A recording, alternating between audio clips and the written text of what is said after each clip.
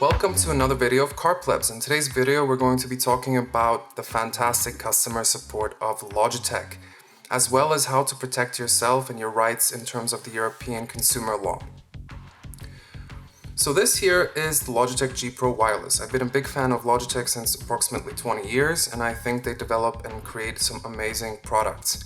On the other hand, I've owned this mouse for approximately 24 months, and 2 months ago, I had the issue of the left mouse click not registering and not being able to depress the mouse for a long time, and then once you click it and you're dragging something around, it would lose track, or it would basically let whatever you're dragging go. Now, of course, it happens. I have to be honest here that I have never had a mouse break on me. I'm not what you would consider target audience for this mouse, which means esports, gamer and so on. I do play Counter-Strike once every while, but it's not exactly what I would consider the actual use case for what this mouse has been designed. Now, okay, happens all the time. The mouse clicks stop registering and so on and so forth. It wouldn't be the first nor the last time for a lot of people, but it was a first for me. So I figured I would do the right thing. I would write an email to Logitech support. By the way, it's super difficult to even find where that support is. Fine, it's by design, okay. So nevertheless, I submitted my ticket showing or describing my problem, which is that the left click is sometimes letting go or not working, that it's defective. So I received an email to send a video about that. So of course, scrupulously, I recorded a video quickly showing what is wrong with the mouse, aiming at the desktop display, then back at the mouse, and having, a zoomed out view showing that problem as well, so that as to not show or to be able to 100% confirm that it is in fact this mouse that is, moving on the screen, and that's what's happening with the cursor.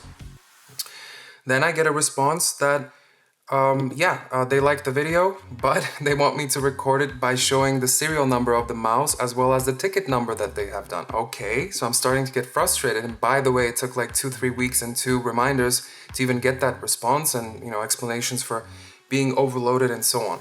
So I went ahead and I recorded the second video demonstrating this with a paper written note showing my ticket number as well as zooming in onto the serial number of the mouse. Quite the production, I have to say. And I send them that video. Then I get a video and I'm reading it right here. Dear customer, thank you for getting back to me. I wanted to ask whether you did the troubleshooting steps, so cleaning the mouse, firmware updates, software updates. But the thing is that I already did that because I explained that in the first email that I wrote to them at this stage 1 month earlier on. And I described that of course I did the software updates, I cleaned with pressurized air between the buttons and so on and so forth, did not help. But of course now they're giving me troubleshooting. And it's funny that at this stage they tell me, if we do not receive a reply, your support request will be eventually closed and set to resolve. A survey will be sent to you to gather your feedback. So at this stage they assume that they have sent me the troubleshooting steps and I'm just going to give up.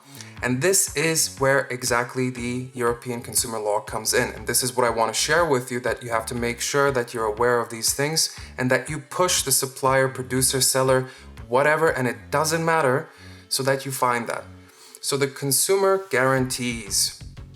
The EU law also stipulates that you must give the consumer a minimum 2-year guarantee as protection against faulty goods or goods that do not look or work as advertised.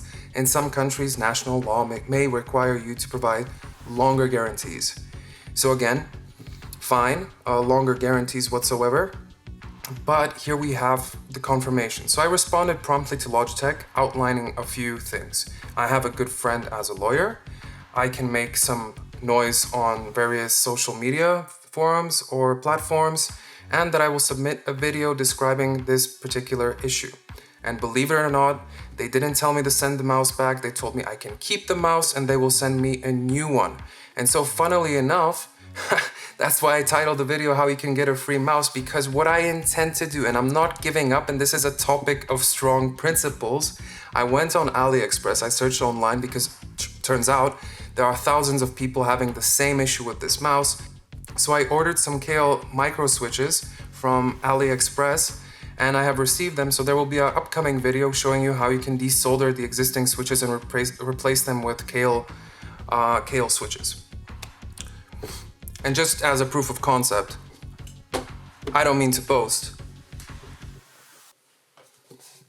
So here's the new one in box.